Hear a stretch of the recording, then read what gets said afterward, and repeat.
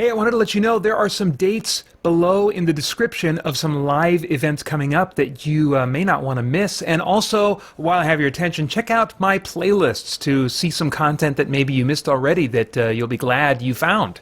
That's all.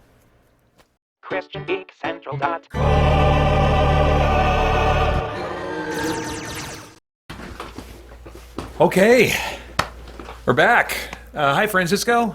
Francisco asks, I've never seen HeroQuest played, so it will be nice to see a little. Have you ever played / heard of Dragon Strike? Well, first off, in case you didn't hear before, what I'm playing, yes, it is HeroQuest. It's a heavily modified version of HeroQuest of my own rules that I have not really tested a ton. I've played a few quests using a lot of the rules that I'm using now, but not all of the rules that I'm using now or trying to use and remember. If, as a reminder, or for those who didn't hear me earlier, if you check the notes below the live stream, and I imagine I'll remember to put this in the video version when it posts, weeks or whatever from now, there's a link to the Board Game Geek forum where I posted all of the rules that I am experimentally playing with right now. But I'm adding a ton of monsters and special abilities for both monsters and heroes and things like that. But the core gameplay is still the same. As I said right before I took my break, the challenge with modding HeroQuest is to make some changes that improve it tactically or in terms of mechanics, make it more thematic and interesting, but without bogging it down. That's one of the biggest strengths of HeroQuest is how streamlined it is. And so you can see the disadvantage of becoming more fiddly and bogged down with stuff in other games like Sword and Sorcery, Immortal Souls. As for Dragon Strike, I have heard of it. I've never played it before. I'm a little bit curious about it, but from what I've heard, it's one that followed HeroQuest and kind of tried to emulate and copy what HeroQuest was doing. I think it was made by TSR, who was the license holder for Dungeons and Dragons before they were bought out by Wizards of the Coast years later. And so I think it actually has the Dungeons and Dragons intellectual property painted on top of it. But from what I understand, I don't think it's quite the same. Has the same richness of experience and malleability. I could be wrong. So yeah, that kind of puts that on my radar again. Maybe I'll have to go check it out. Anyway, so we're back now, and I had just started the enemy player, Overlord. Zargon is the name of the enemy player in this game. Just started Zargon's turn, and I collected a threat. So I now have 5 threat, and so with my trap rules, that means that anytime during my turn, I can try to trigger a trap on a hero of my choice. And so I think I'm actually going to do that. I'm going to be a little bit nasty here. And I am entitled, according to my my modified rules here, because the wandering monster is an orc in this quest, I can spend 5 of my threat points to spawn a pit trap or 4 to do a spear trap. I think I'll just do the 4 for a spear trap because that costs a little bit less. And a pit trap, pit traps are great to have near doors or in a single file hallway like this one here, because then it potentially forces your heroes to pass over that pit to get through. And so there's a chance that you can double dip the damage and get them again when they try to jump over it later on. But in this space right here, there's not even in the case of the barbarian is there a hero that, is there a space where the heroes would have to move over that space. So I think I'll spend 4, and I will spring a pit trap on, let's do the wizard. One thing that my variant rules are certainly allowing for is a lot more vulnerability of the wizard. It's a lot harder to keep him from harm with some of the things that I'm adding, but hopefully it's not too strong because you do want your wizard to survive. He's very valuable in terms of the abilities that he has. So, pit trap, and let's see here, it's sprung according to the normal rules, and so he does get a chance, I think, to dodge. Let's see here. Yeah, if I roll a black or white shield, I've dodged it, otherwise...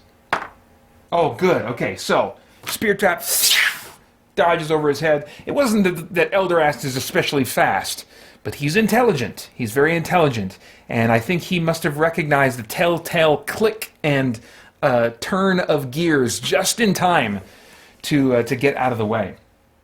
All right. So still Zargon's turn. I'm going to have my Fimmer attack.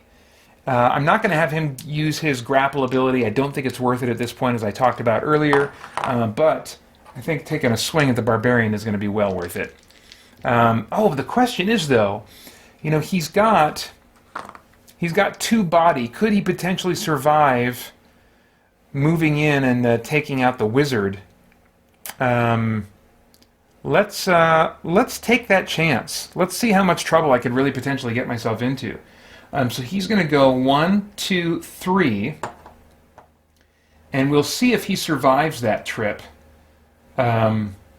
He gets to have no defense dice, and the Barbarian now gets a free attack against him. Let's see, do I have... It's the Dwarf that has that potion of strength, so the Barbarian can't do this at this moment. You know what?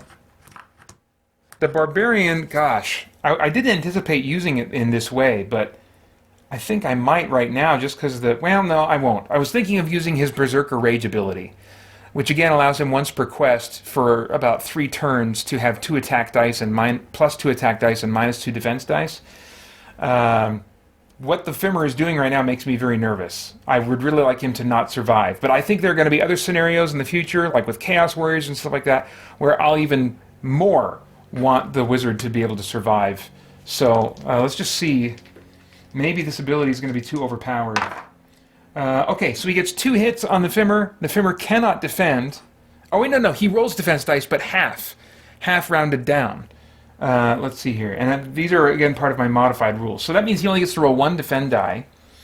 Oh, wow, I did miraculously roll a black shield. So he takes 1 hit.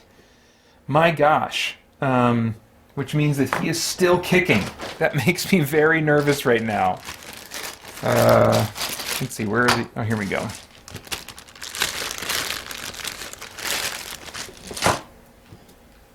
So, put this right next to him to show that he's taken 1 hit. 1 more and he will die. But is the Wizard going to be up to doing that? Because, gosh. Would this be a time to use Seeking Bolt instead of an attack? This is, again, an ability I came up with. The Wizard deals 1 damage to any monster in his line of sight and then rolls 1 combat die. On anything but a black shield, the Wizard loses 1 body point. The monster may not roll defense dice. I don't know. I won't do that quite yet, even though maybe I'll regret that later on. Let's see if the Wizard can... Oh, man, that's a miss. So now the Fimmer does get to attack the Wizard here. The Wizard is in a very precarious position right now. I'm not happy about this at all. So here comes the Fimmer's attack. Oh my gosh! 3 skulls. This was a skull here. 3 skulls. Yikes! Whew. Okay, I might need to, on the fly, modify this rule a bit. I think I will probably have to. Well, I'll have the Wizard defend here, but I think I'm seeing already this is going to be too overpowered to allow monsters with that kind of defense power and that kind of body to walk through enemies without a little bit more of a challenge against them. So let's see here. And that was what I said. I think that is in the... Let's see. Reckless Charge. That's right. They may roll only half of their defense dice rounded down. So even so, he had just enough, and yeah. Okay, let's resolve this first. The Wizard gets to roll how many defense? He rolls 2 defense dice, right?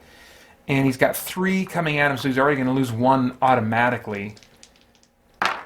Good gravy. Okay, so he loses 2. That's devastating. That's half of his health right there. So...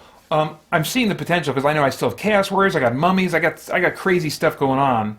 I need to make the cost of doing that greater. So, here's what I'm going to do, and we'll see if this makes the cost too great or not. I'm going to change it so that any time that a hero or monster moves through an enemy space,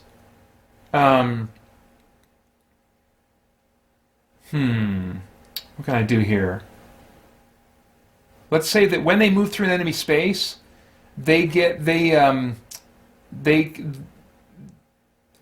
they move through, for every enemy space they move through, this is going to be kind of hard to describe, but what I'm thinking is that for every time he's in an enemy space, he gets all the enemies that are in that space or adjacent to that space get one free attack against him.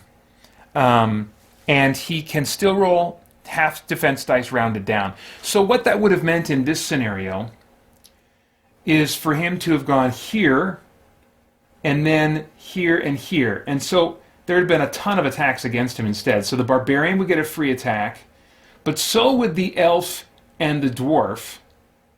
And then he moves here, and now both the wizard and the barbarian get another attack against him because the barbarian is adjacent to this space here. And then finally he moves here where he does not suffer any kinds of attacks. Okay? So let's go ahead and actually resolve those right now. Just for the sake of, I don't know, for whatever reason, arbitrarily, I'm going to say that the damage against the wizard still counts. But I do think I should probably get rid of this femur, because right now he's in a perfect position, if he doesn't get killed, to really do crazy damage to the wizard, which, for the balance of this quest, shouldn't be able to happen this early on. It really should cost me a bit more to do that. So, barbarian got his free attack. The dwarf now gets a free attack, we'll say, against the femur. That's going to be 2. And that's 1 skull. The femur is going to roll 1 defend die. And he does not defend successfully, so the femur is killed. Yeah, okay. So we'll see. Now, is that going to be too great? Is that going to be too great of a cost for me to even want to try doing that with my enemies? Maybe. But I'm guessing that there will be enough situations where the cost is just low enough that I'll think to myself, it's worth it. I want to get rid of that wizard. And I've got a Chaos Warrior that can survive the trip, maybe. It is worth it, baby. So I think that there's something to this rule that I definitely want to keep. But yikes, it was a bit overpowered, I think. So let's see here. Maybe just to get through this quest, I'll give my wizard back some health at some point. We'll see. So that was Zargon's turn. Now we're back to the barbarian's turn. He's got a roll. He's got this bleed token still. He's down to 6. He's going to need some healing. He's going to need some healing real soon here. Let's see here. So that's a black shield. I think, what, does nothing happen on that result? I can't remember now. I did, at one point, consider trying to fit the description of each of their abilities on these cards, and in some cases that would work, but there are some monsters that have multiple abilities, and I just didn't have time. But I mean, if I like this system and I like these rules, I'll probably find a way to fit them on a card just so I don't have to keep looking up this thing here. So Black Shield, again, nothing happens, so that's good. But I think I do need to heal him at this point, which, well, maybe not. Maybe not. Maybe I can wait just a little bit longer. I just don't want him to get killed. That's the scary part. Okay, so it's the barbarian's turn. He's going to move into this room. He's already searched in here, so he's going to go 1, 2. No, actually 1, and then I check to see if I can spawn a trap. I cannot, so then he can continue 2, and now he will search for treasure from the deck here. What do we got? Gem. Tucked into the toe of an old boot, you find a small gem worth 35 gold coins. Record the money on your sheet. Do not return this card to the deck. Okay. So actually, I'll just put this under his character for now. And now it is the elf's turn. The elf is likewise going to go 1, 2, 3, stop here, and search. Oh, there is that's right, there is a note for this room that when you search for treasure, it says the weapons on this weapons rack are chipped, rusted, and broken. There's nothing here that the heroes would want.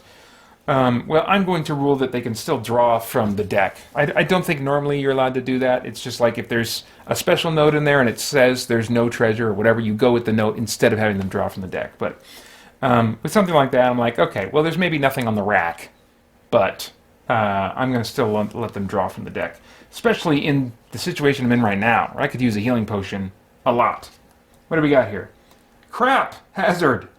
Suddenly, the stone beneath your feet gives way. You fall into a shallow hole, losing 1 body point and ending your turn. You may climb out and move normally on your next turn. Return this card to the bottom of the deck. So that sucks. Got to put out a pit on that space. Elf loses a body point and his turn is over. Ugh. Brutal. Brutal, brutal. Okay. Now the dwarf. Moving in. He'll just go right here. He will also search for treasure. Jewels. Nice. You find a small wooden box. It is simple looking and very old. Within you discover that it is lined with velvet and contains very small jewels worth 50 gold coins. Record the money on your sheet. Do not return this card to the bottom of the deck. Okay, so that will also go under him. I gotta remember though, he's got this potion of strength that I found earlier, which allows him to attack once with 2 extra combat dice, so let's keep that handy. And then finally the wizard, we'll have him go 1, 2, 3, 4, 5, and stop here. Okay, and then Zargon's turn, he gets 1 threat, can't do anything else. The barbarian is going to go 1, 1, 2, and then he will open up the door.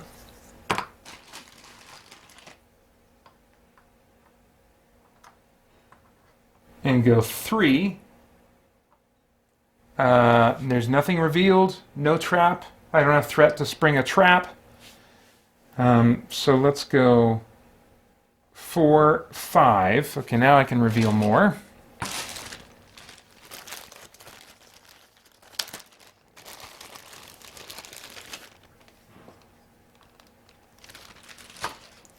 And then he can move 1 more, 6. And he's going to... should I have him search for treasure? Yeah, let's have him search for treasure. Alright, here we go. Gem. Tucked into the toe of an old boot, you find a small gem worth 35 gold coins. Record the money on your sheet. Do not return this card to the deck. You know, there comes a point deeper into this game, especially once you get to the expansion packs, where I don't feel as motivated to search for treasure because I just end up with a lot of coins. And I think that one of the things that I want to do with my variant rules is maintain the motivation to search for treasure. See, normally I would only search for treasure in rooms. Even in a wider hallway like this, where a pit trap, you know, wouldn't be that big of a pain for other heroes to have to pass by or whatever.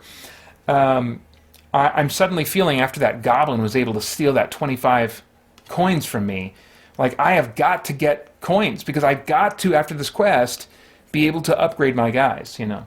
So, yeah. So that's what I'm aiming for, and so it's maybe it's overbalanced, maybe it's going to make things too hard on my heroes, but right now I at least appreciate that it's really motivating me to search for treasure. Alright, so that's it for the barbarian. Now it's the elf's turn.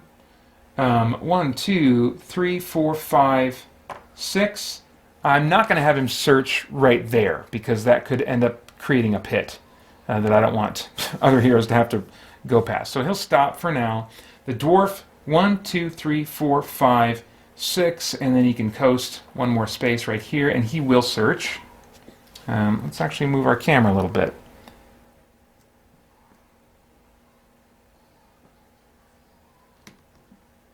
Oops, there we go. All right. What do we got? Gold. All right, I'm on a pretty good streak here. You find a loose stone and tear it from the wall. Behind it, you discover a small leather pouch wrapped in an old rag. Peering inside, you find 25 gold coins. Record the money on your sheet. Do not return this card to the deck. So that was the dwarf. All right. Good. Very good. And lastly, the wizard. 1, 2, 3, 4, 5, I guess 6, and we'll stop him there. I'm not going to have him search. All right, Zargon's turn. Gets another threat. Not doing anything else. All right, Barbarian. 1, 2, 3. And yeah, let's have him open the door. You know, see, it's already interesting how I feel just a little bit of a push to get exploring through the dungeon, maybe before I have all my guys lined up absolutely perfectly by the door. Normally what I would do, because there's no sense of time passing, there's no sense of time crunch, is I would just get all my guys set up at the room, you know, before doing anything else. And so I think this just makes it a little less, it just puts the pressure on me just a little bit. So we got a bookshelf here, can't really see it from that angle. A cupboard over here. And nice, we've got a treasure chest. Very nice. We're going to put this, again, can't really see from that angle very well. I'll put this, try putting this over here. See what that angle's like for a little bit. And then, this is a nasty room. This is a nasty room. 2 Chaos Warriors. And let's see, in this one, Chaos Warrior equivalents would be, for each one, I could do an Elven Warrior or a Chaos Beast. I'm not going to spawn those. Or since there's 2 Chaos Warriors in this room, I could just I could roll and end up spawning a Golem or a Yeti. And again, all those alternates are stats I created for monsters to import them into this quest and insert a random element that would allow me to run into monsters in situations that are less predictable. Okay, so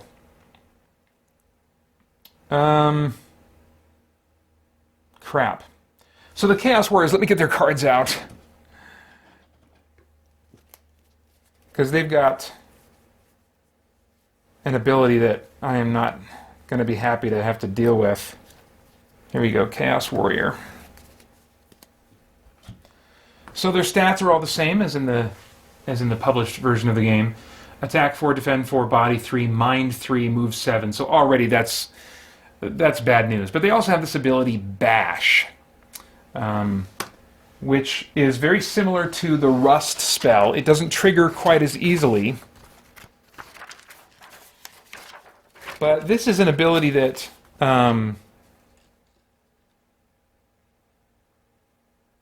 yeah, okay, so this ability has the same effect as the Chaos spell Rust, but only activates on a roll of 6 on 1d6 instead of 4 through 6. And so this would again be, you know, it's a risk, because like it only activates on a 6.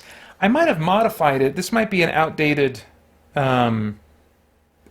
version of the ability. I thought I changed it so that it would trigger on a 5 or 6. I didn't want as much as a 50-50 chance for it to trigger, but I think I did want more than a 1 in 6 chance for it to trigger. But I'll keep it at 1d6. My heroes, at least right now, are having a hard enough time that I don't want to make it any harder on them at the moment.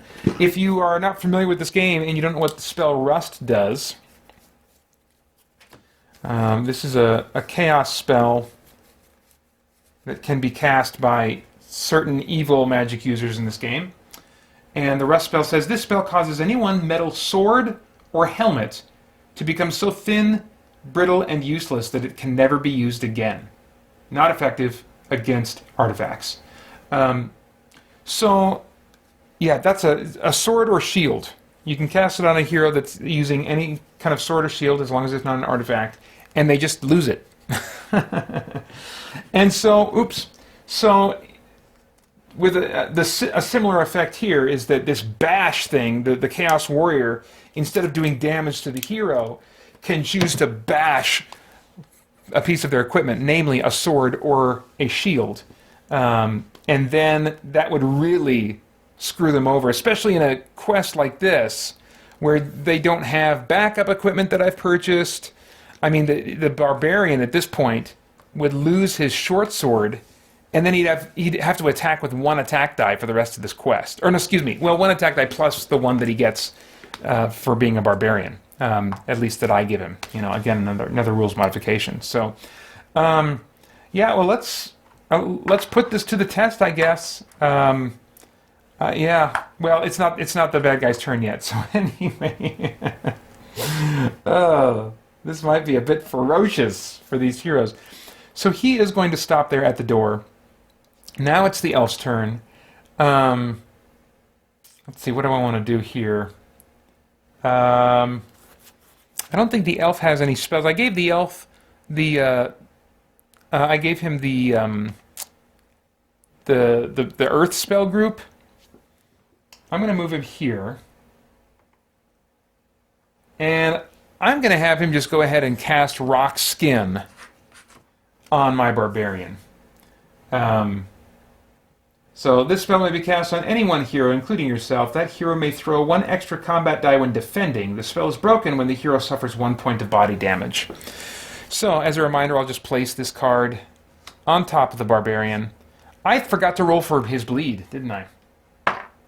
Black shield. Again, nothing happens. Wow. Been getting lucky with that, but he is still bleeding. Alright, so that's the elf's turn. I'm not going to have him search for treasure right now. We got 2 Chaos Warriors to deal with. I don't need another wandering monster or a trap right now. So the dwarf is going to move, I guess, right here. Gosh, this might have been the time to put the dwarf in front of this door and have him use Stubborn Resolve. And then maybe at some point, what would be kind of cool with that ability? Yeah, I think Stubborn Resolve just cries out. If I'm going to use this, this rule where Reckless Charge, any figure can move through an enemy figure's space even though they're at risk to themselves, maybe it would make sense for the dwarf, in addition with Stubborn Resolve, to also be unable for monsters to move through his space at all, even at a risk to themselves. So if I remember, I'll just mentally add that as a rule here. Anyway, but I'm not activating it yet, so it's not relevant at this particular moment. And gosh, yeah, ugh, nasty. Okay, so and then the wizard. What is the wizard going to do? Well, these Chaos Warriors have a movement of 7, so I almost want to get him just out of harm's way. Let's see here. 1, 2, 3, 4, 5, 6, 7. So a Chaos Warrior could get as far as there. So I'm not going to be immediately using the wizard. 1, 2, 3, 4. I'll just move him here. And make him less of a tempting target for my Chaos Warrior. Now again, I might not have felt like taking the risk, but knowing that he's out of range, that's not even an option. So I mean, again, I'm liking a number of things so far. Mainly, I'm liking that the rules I'm adding are just giving me some more things to consider. I don't feel like they're bogging down the tactics or the experience too much. And in fact, giving my guys a static 6 as an alternate instead of rolling, if they prefer for movement, removes just some fiddliness and some slowness in that aspect of the game as well. So, all right.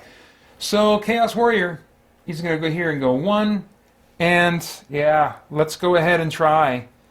Let's try and bash the barbarian's short sword. Okay, 5. So he did that instead of attacking. He failed to bash the broadsword. These guys cannot attack diagonally. I'll just keep him there for now. So, all right. So that's the barbarian's turn. Let's see. I kind of feel... Oh, no. I was going to say, now's the time for Berserker Rage. But he gets -2 defense dice. And that just will not do right now. So he's going to attack Maybe what I should have done is had the dwarf give him the potion of strength. Maybe I'll do that on the next turn, because I think he's going to be the one that's most likely to make use of it. But for now, Barbarian attacking the Chaos Warrior. He gets 1 skull out of that. And the Chaos Warrior gets a whopping 4 defense dice. But he does not defend. So he takes 1 hit. Let's see. Put this underneath him to signify 1 hit. 1 health lost. Okay. The Barbarian is now going to move, I think. Right? Maybe? Do I want to get the dwarf in there and have him start using Stubborn Resolve? Probably not, because I need him to be able to attack. See, the Stubborn Resolve thing is going to be more useful when my guys have diagonal weapons. So right now it's not as useful maybe as I'd like it to be. Unless I want to get the wizard in there to cast a spell diagonally, and then Stubborn Resolve would serve a pretty nice purpose. I mean, this is a tough room, so maybe now would be the time for it.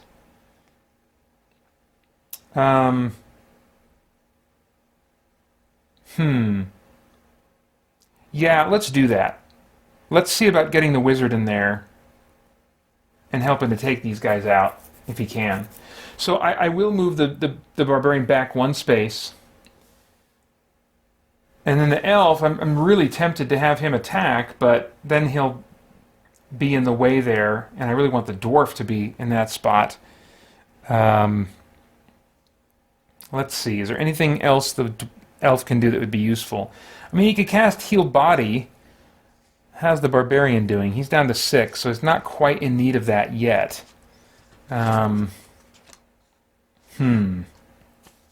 Alright. Well, maybe I'll just keep him there for now. Or do I want to do Acrobat and get him in there and attack from inside? That might get him in trouble. And so far, you know, the Chaos Warriors haven't done much damage because of that bash thing, and I don't know if they'll keep trying that yet or not. I try when I'm playing a game like this, which isn't very often, but as I think I mentioned earlier, I try to really segment my brain, and when I'm playing as the heroes, I'm not thinking ahead about what I'm going to do as Zargon. I'm just thinking about the situation in front of me. This is what I'm dealing with, and I'm going to play as hard as I can for the heroes. And then when I'm as Zargon, you know, when I'm playing as an enemy player in a game like this, I approach it as a game master more than as an equal player that's equally trying to win. I'm trying to create a challenge and something interesting for the players, but it's ultimately not really my goal to see them defeated. But I still, when I'm playing like this, you know, like Doom, as I played it yesterday, and as I'm playing this now, maybe I'm not fighting quite as hard for Zargon's side, but I'm still only thinking about what is the best tactical move for Zargon at this point. And then I'll consider how beat down the heroes are and whether or not I want to make that move. But so at this point, I'm not thinking ahead about whether or not I'm going to use Bash with the Chaos Warrior. I'll cross that bridge when I'm actually looking at it. So, gosh, if I put the Elf in there using Acrobat, there's a good chance that he won't get attacked on the way in. But if he gets in there and then the Chaos Warrior is still alive, it would be just really tempting for Zargon, I think, to do 2 attacks on him. So I don't want to put him in that position. So even though it feels like a little bit of a waste, I'm just going to have him sit tight and not do anything. But the Dwarf, yeah, I will have him move in. No, hang on. The Elf is going to move right here, because I want to make room for the Wizard in this spot. So now on the Dwarf's turn, he's going to move in. And actually, the way I have this worded, it triggers before rolling defense dice. So he doesn't have to activate Stubborn Resolve on his turn. I can still do a full attack right now. And you know what? Well, no, I'm going to... Gosh. Yeah, I won't use the potion of strength just yet.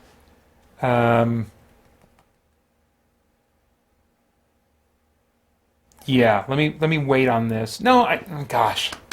Yeah, just in case this gives me overkill, I'll wait to use this potion of strength when I'm facing a fresh, non-wounded Chaos Warrior. Yeah, this really has become more tactical as I'm thinking about it now with the changes that I've made. Okay, so but he is going to do a normal attack, of course. So let's see what happens against the Chaos Warrior. It'd be great if I could finish him off now.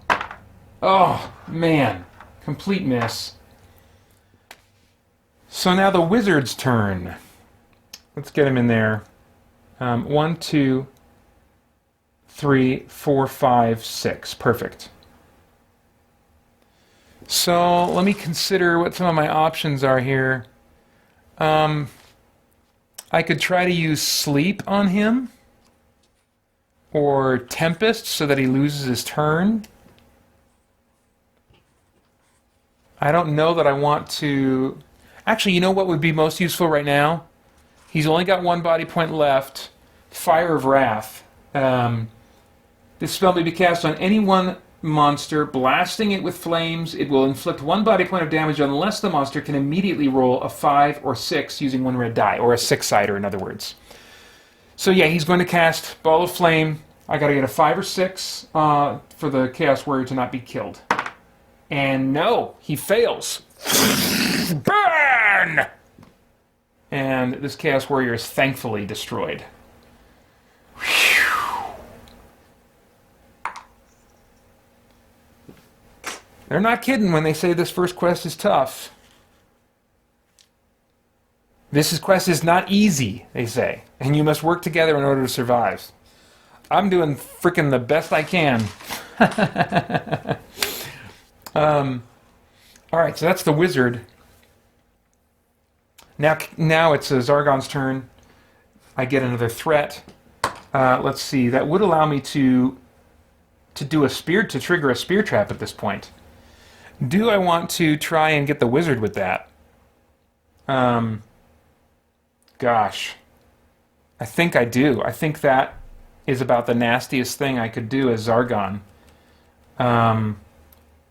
Unless I wait 1 turn and then I could put a pit trap right by that door.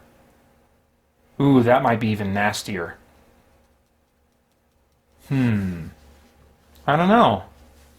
I don't want to count my chickens before they hatch. Because this Chaos Warrior might be dead by the time I start my next turn.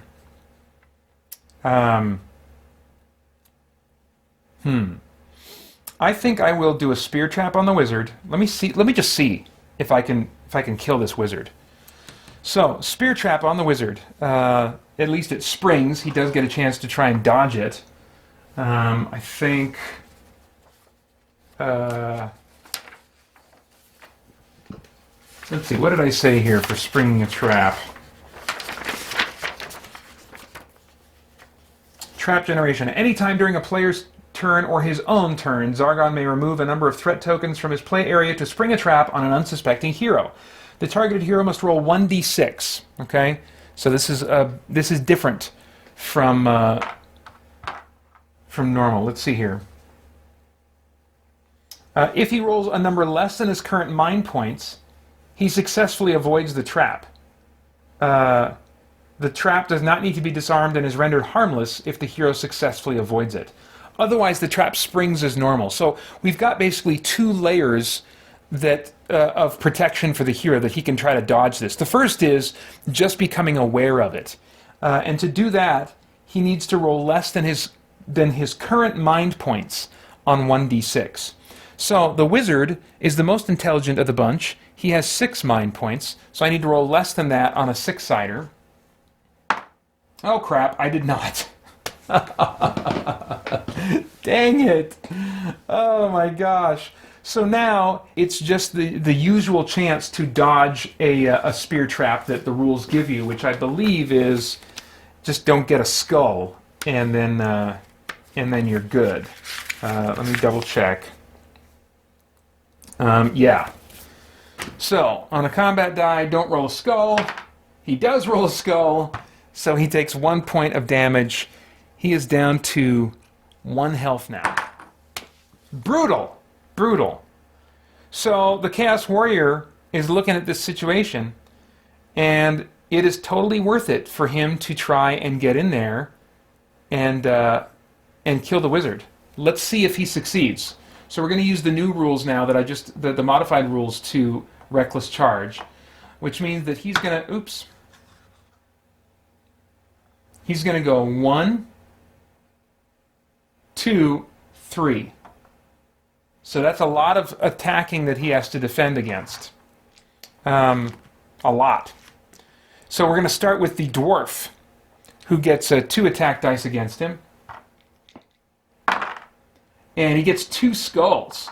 Chaos Warrior, because he's charging recklessly, only gets to roll half of his defense dice, so that's going to be 2. He gets, he gets no black shields, and so he suffers 2 wounds, which means he is already at death's door. Let's see here. Alright, so we will put 2 of these skull tiles underneath him. Although I have a feeling he's not going to survive. He was also in this space as he passed through, adjacent to the barbarian. So the barbarian now gets to attack. The barbarian gets 1 skull. And again, Chaos Warrior only gets 2. And he did not roll any shield, so the Chaos Warrior is defeated. He went for the wizard, did not make it. Alright. Yeah, I'm feeling good about that so far. About that rule. Okay. So that was Zargon's turn, right? Now we are on to the Barbarian's turn. And he's got to roll for bleed. Okay, before I do that, though, let me catch up with what's going on over here.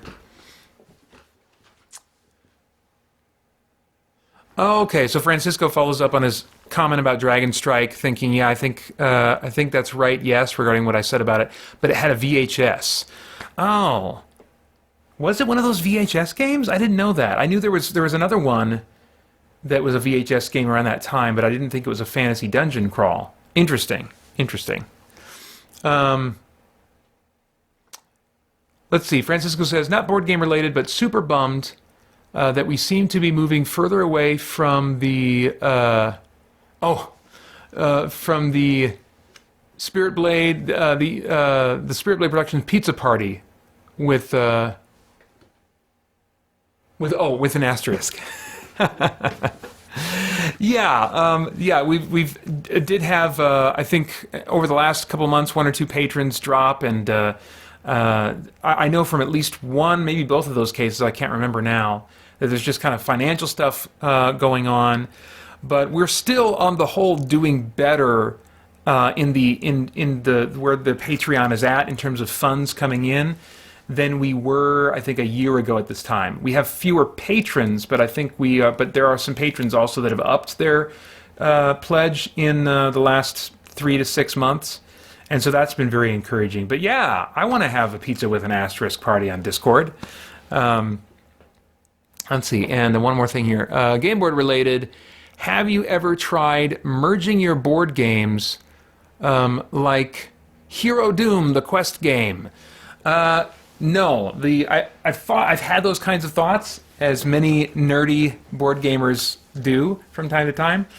But what I'm doing right now is the closest to that. It's still HeroQuest, but I'm adding a bunch of rules that are heavily inspired by Descent First Edition, giving all of the monsters special abilities, giving each of the heroes a unique special ability, adding a bunch of monsters to the game, adding threat. Normally there are no threat tokens that the Zargon player can use to generate monsters or generate traps. There's nothing like that. That's all carried over conceptually from Descent and attempted to be balanced for this game.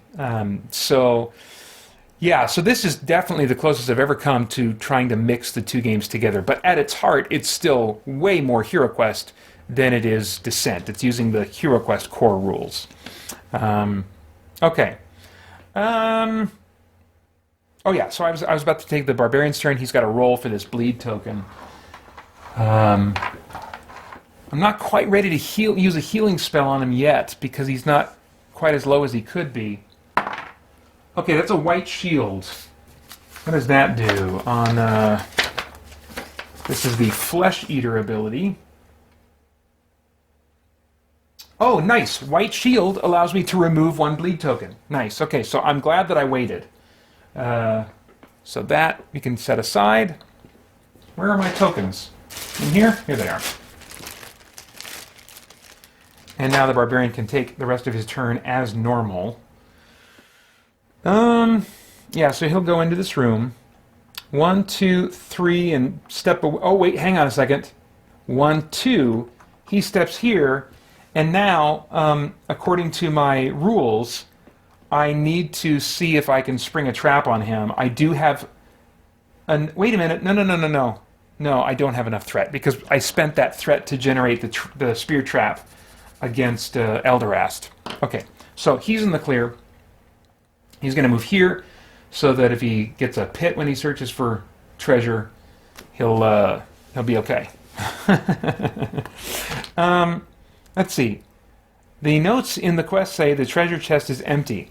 That is lame. Now, normally in the game, if there's a special note or special treasure, you do that instead of drawing from the deck.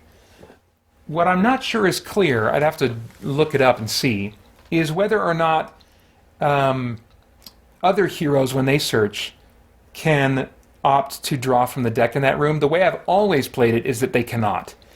But I think with the stuff that I've added here, it's really advantageous to be able to search for treasure.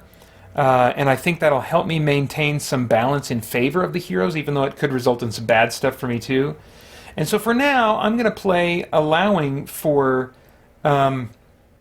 all heroes to search, even the Barbarian in this case, who searched and found, some special treasure, which turned out to be nothing. I'm going to allow him also to search the deck for treasure. So, well, I'll do that on a future turn. So that's the Barbarian's turn. Now the Elf.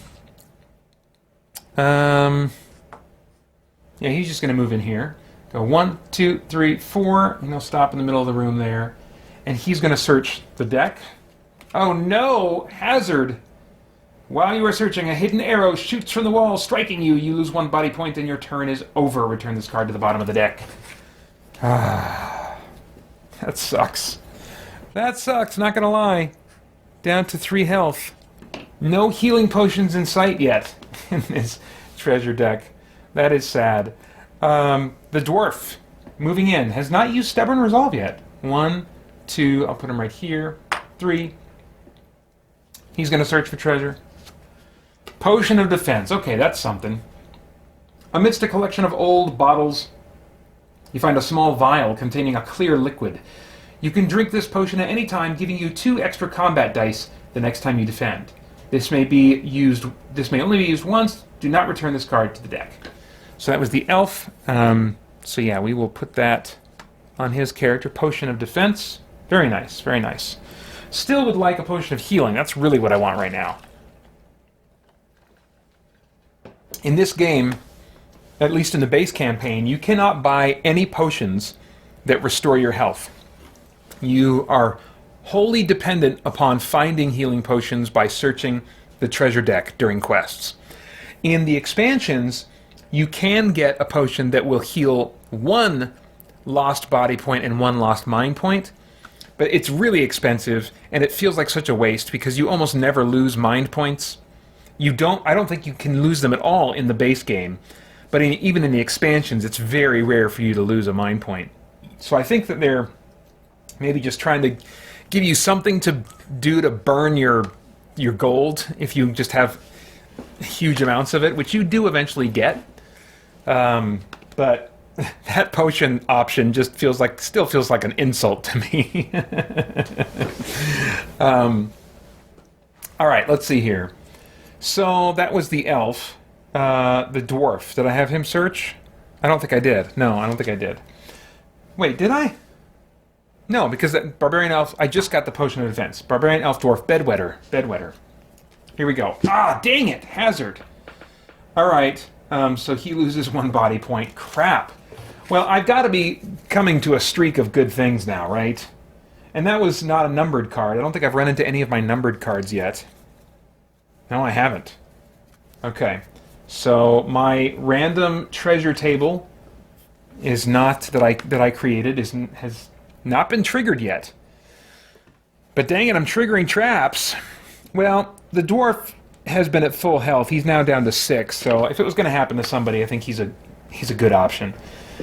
The wizard, he's down to 1 body point. I'm going to have him cast Water of Healing on himself. And that will bring him back up to his max of 4. That does sadden me to do that. I like to be able to save that, but my gosh. I can't have my wizard dying. And I'm not going to have him move at all, so that's their turn now. It's Zargon's turn. He adds a threat, and his turn is over. Barbarian now. We got more to explore. How's your health, Barbarian? Where are you at? Health is 6. You got rock skin. I feel like you're good for now. Only have 1 other healing spell. 1, 2, 3, 4, 5. Let's go 6 and start heading that way. Elf, 1, 2, 3, 4, 5, 6. Dwarf, 1, 2, 3, 4, 5, 6.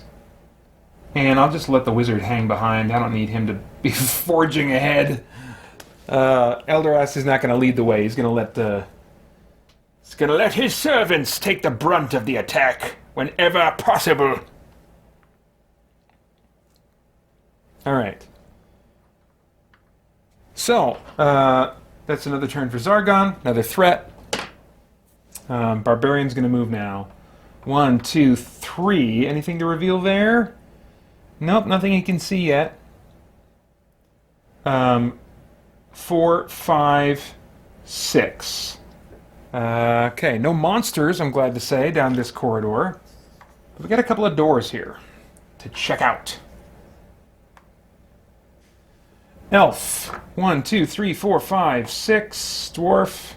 1, 2, 3, 4, 5. Sure, 6. And then we'll have him surf. And then 1, 2, 3, 4, 5, 6. Did I count that right? 1, 2, 3, 4, 5. Maybe not. 6. Okay.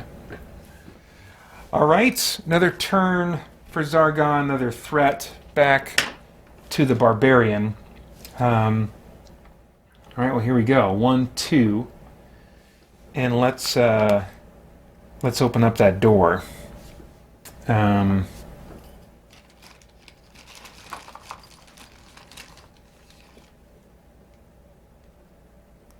Right.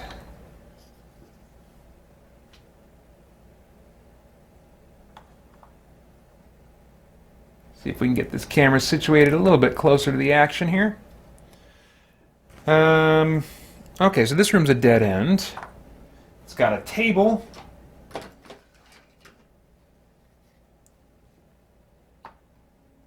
See, this is where, like, even a game this old has something on the Doom board game in the variation of its components, you know. In Doom, if there's a obstacle, a blocking obstacle, it looks the same. It's the same kind of like I said the other day, just like metal grating or whatever. That who knows what that represents? Maybe a wall or something like that. But tactically, mechanically, all these things are like this alchemy table and bookshelves and tables and stuff. Tactically, they're just things to change the shape of the room, to help vary up the tactical situations a little bit. But yet they make them into these nice little aesthetic theme-producing props, which is really cool. Okay, so we just got 2 goblins in this room. Now, you know what? We've seen we've seen a goblin already. I showed you the goblin. I showed you the stealing ability that it has. So this would be a good opportunity to maybe spawn a monster. And if I'm looking at my conversion chart here, I could either roll individually for each goblin to see if they're going to remain a goblin or become a razor wing or a goblin archer. Or, since there are 2 goblins in this room, I could roll on this line here and see if I end up getting 1 Feryx, 1 Beastman, or 1 set of kobolds. So I think that I will...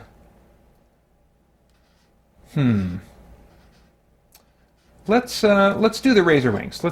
I mean, with that first line there, I'll just roll for each of them separately.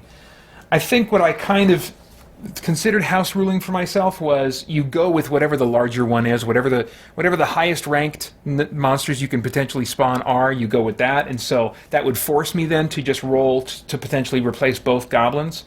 But I won't do that. I'll roll for each one separately. So first goblin, is he a goblin still? He is still a goblin. Okay, so let's put him out. And then what is that second one? It is a razor wing.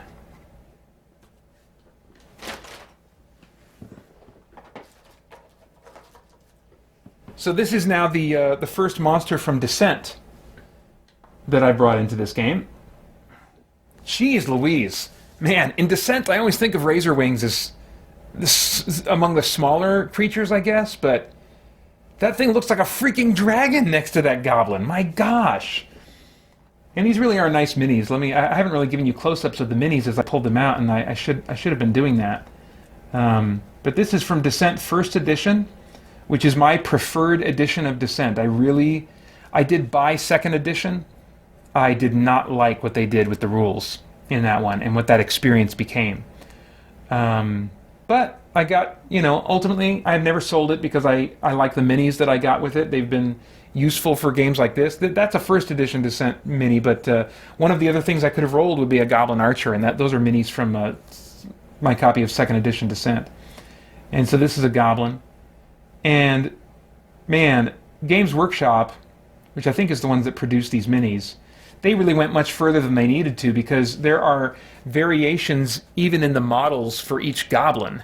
There are like maybe 2 or 3 different types of goblins with different swords, different weapons. Same things with orcs. Some of them will have balls and chains. Some of them will have swords. So it's nice the effort they went to back in the day. I mean, I'm not a miniature connoisseur. Obviously, I think that as I commented the other day when someone mentioned that I don't paint my minis and they should be painted, I said my reasons that I don't like to do that, but yeah, like real connoisseurs are going to paint their minis, and they're probably going to be more critical of these minis than I am. But I really think they're great, nice and thematic. Okay, so the barbarian. Oops. Open up the door. Let's see. Where was he? These guys got moved around a little bit. Oh wait, no, he was here, wasn't he? He went. I can't remember now. I think he was here. 1, 2, 3. So he can get in there and do some attacking. And there's not enough threat for a trap to be generated when he steps in the door. So part of me wonders if I should just kind of get this party started. But you know what? These guys are weak enough that they are probably not going to risk trying to get past the barbarian. So I think maybe the better move, he's got rock skin, is to just stay at the door this time. So that's what he's going to do. So again, this is a case where like I'm using the traditional Hero Quest tactics, but I still went through a process of thinking, is that what I want to do? Whereas normally I wouldn't even think about that. Just like, yeah, we do this because there's no other reason to do anything else. Okay, elf. 1, 2, 3. I guess I'll put him over here. 4, 5. Boy, it'll be great to have some diagonal weapons or some ranged weapons at some point. I've been playing with this game with my son for so long that like all of my guys have crossbows, All right, I think that's all the elf is going to do. I will not have him use acrobat right now. I don't think it's quite worth it. And he's right there, so we can use heal body on the barbarian if things get rough. That's good. Just positioning there is good enough. Dwarf, I'm going to move here. And then the wizard will go 1, 2, 3. I think he's safe enough that he can kind of get in there. Yeah, that's good. All right, so Zargon's turn.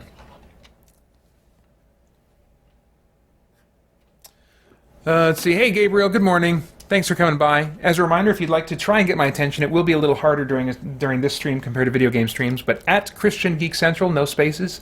We'll put if you put that in your post, we'll highlight it in orange for me, and I'm a little more likely to see it that way. Okay, so Zargon, I just gave him 1 threat, and oh, I need to look at the stats for a Razorwing. I got to see what I'm dealing with here. We got the stats for the Goblin out. I could have him steal, which should bother me again.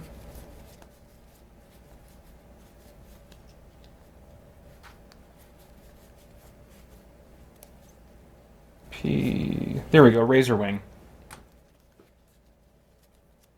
Oh, crap! Oh, crap. Dang it. I didn't think about this. Okay. So, here's the Razorwing. He gets an attack of 2, a defend of 0, body of 1, mind of 1, move of 5. He's got fly. He's got fly, and I should have remembered this. My wizard is not safe. My wizard's in big trouble. For more chat about geek entertainment, answers to your questions, and news from the wider world of Christian geekery, get the Christian Geek Central podcast today on iTunes and other podcast services.